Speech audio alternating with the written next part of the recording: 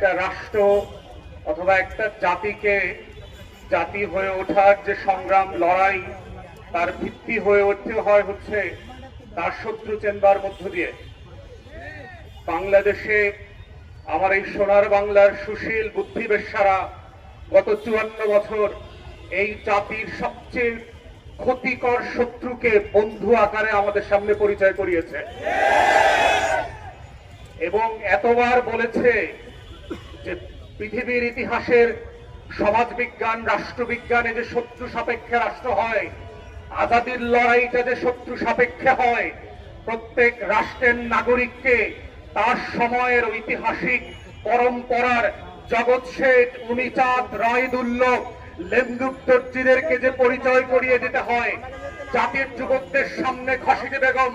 আর মীর জাফরদেরকে প্রতি প্রজন্মের কাছে যেভাবে পরিচয় করিয়ে দিতে হয়, আমাদের দেশের বুদ্ধিবেশ্যারা, গোলাম মিডিয়া এবং রাজনৈতিক দলগুলো